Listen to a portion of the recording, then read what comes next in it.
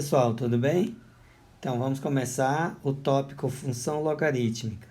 Já fizemos vários exercícios com aplicações dos logaritmos. Agora nós vamos fazer a análise, a análise gráfica da função logarítmica, beleza? Vamos primeiro para a definição. Uma função de f de r em r, mas repare que neste r aqui nós temos o asterisco e o mais. O que significa isso? Que é o conjunto dos números estritamente positivos, quer dizer, exceto zero e somente números positivos. Mas quem é esse primeiro conjunto numérico? Esse primeiro conjunto numérico é o nosso x, né? É o conjunto que estamos fazendo referência ao domínio. E quem é esse segundo conjunto? É o conjunto da imagem, quer dizer, onde estará a imagem, que é o contradomínio. Então, nós vamos ter, na verdade, o x e o y aqui, nesse conjunto. Lembrando que o x pertence ao domínio, que é o primeiro conjunto numérico, e o y pertence ao segundo conjunto numérico, que é o contradomínio, beleza? É chamada função logarítmica quando existe um número real A com a condição de existência, não é isso? Com A maior que zero e A diferente de 1. O que isso significa? Que o A é a base. Então, quando a base for maior que zero e A diferente de 1, a gente está garantindo a condição de existência. Tal que f de x é igual a log de x na base A. Para todo x pertencente a quem? Ao conjunto dos números reais, com exceção do zero e estritamente positivo. É como se ele estivesse dizendo isso aqui, né? X maior que zero, beleza? Então, ele está querendo garantir que nós só vamos ter números estritamente positivos, beleza? Ótimo. Então, vamos seguir aqui a definição. Lembrando que o autor fala de R em R, a função dada dessa forma. Então, isso significa que aqui nós temos o domínio e aqui nós temos o conjunto da imagem, beleza? Agora, lembre-se de uma coisa, que f de x é igual a y, certo? Então, nós podemos ter y igual a log de x na base A. Lembra da propriedade, né, que uma função é inversa, quer dizer, que o logaritmo é inversa da exponencial? Então, nós sabemos que o a elevado a y é igual a x. Então, você vai ver isso aqui aparecendo ao longo do gráfico também, um pouco mais adiante, tá bom? Mas só para lembrar da relação fundamental, que isso aqui também existe, tá bom? Valor de uma função logarítmica. Podemos determinar o valor de uma função logarítmica para qualquer valor de x, mas desde que ele pertença ao domínio. Por exemplo, quando x, para x igual a x0, fazemos f de x0 e trocamos o valor aqui específico. Exemplo, o que nós temos aqui é uma função f de x igual a log de x mais 3 na base 10, que a gente não precisa escrever. Aí, o que o autor faz? Ele sugere aqui, um 7, né? Então, ele chama o x de 7 e pede para a gente usar esse valor.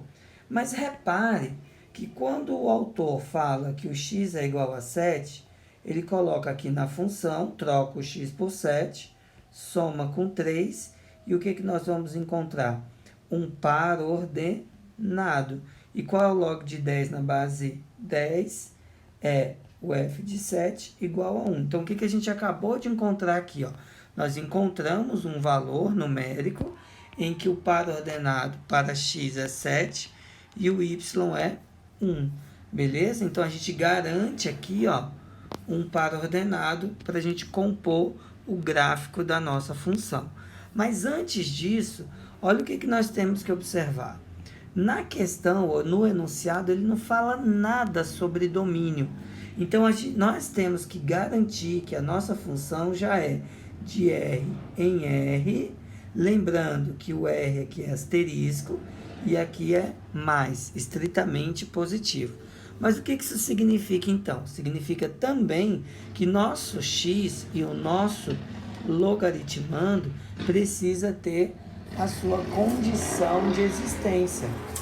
E essa condição de existência parte do princípio que x mais 3 obrigatoriamente tem que ser maior que 0. Então, passando o 3 para cá, então eu sei que o x é maior que menos 3. Então, eu só posso atribuir valores para x maiores que menos 3. E aí, o que isso significa? Bom, será que eu posso colocar aqui, então, nesse conjunto numérico, que tem R mais asterisco, eu posso colocar o menos 2, o menos 1, o 0, posso colocar esses números? Então, tem que ter cuidado com isso, porque esses valores, por mais que satisfazem a condição de existência, na definição da função, eles não pertencem ao domínio. Então, a gente tem que ter esse cuidado na hora de atribuir esses valores, tudo bem? Então, por que o autor já começou logo por 7? Por que ele escolheu 7 para dar esse resultado? Porque qual é a base do logaritmo aqui, ó? A base do logaritmo é 10. Então, se a base é 10, eu vou colocar valores tais que o meu logaritmando esteja na base 10. Por quê? Porque vai ficar mais fácil de eu calcular. Então, se eu fosse escolher um próximo número para colocar ali no valor do meu x, eu escolheria para x, por exemplo, f de 97. Por que f de 97? Olha lá. Quando eu for calcular o f de 97, eu vou ter o log de 97 mais quem? 3. Então, eu vou ter no f de 97 o log de quem? De 100. E quem é o log de 100 na base 10? Se você lembrar, o f de 97 vai ficar, então, log de 10 ao quadrado. E aí eu posso fazer, né, essa propriedade aqui, que vai ser 2 vezes o log de 10. E aí, no nosso caso, vai dar 2. Para quem? Para o log, para x igual a 97. Percebeu? Então, um outro valor interessante para colocar seria 997, porque somando vai dar 1.000. 1.000 é 10 ao cubo, então vai dar 3 aqui. Percebeu, então, a relação que a gente pode utilizar? Então, muita atenção na condição de existência do logaritmando e o conjunto do domínio, tá bom? Porque a gente tem que ter a restrição dos valores que a gente pode optar, beleza? Vamos para alguns exemplos aqui, ó. Repare que o autor não fala nada da função, do domínio e da imagem. A imagem sempre será real, mas o domínio você não pode esquecer, ó, que é de R, em que o conjunto do domínio é estritamente positivo, em R, que aí a imagem é R. Mas a gente já sabe que aqui, pela condição de existência, o x obrigatoriamente é maior que 0. Beleza, mas quais valores eu vou atribuir aqui nessa minha função, já que ele não fala nada de valores numéricos para a gente utilizar?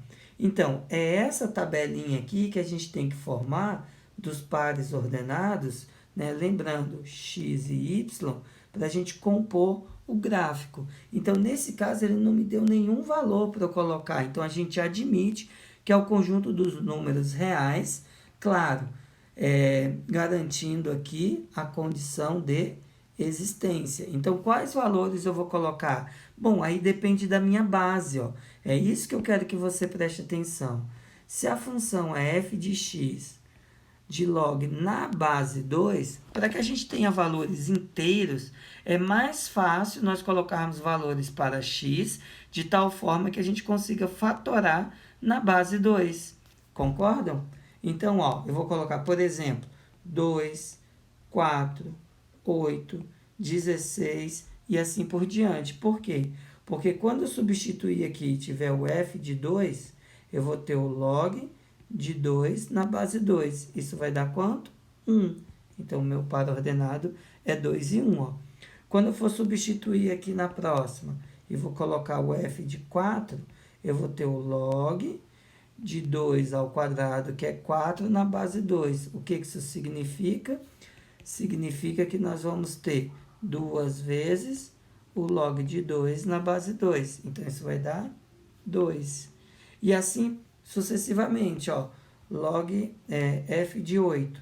Então, eu vou ter log de 2 ao cubo, que é o 8, na base 2.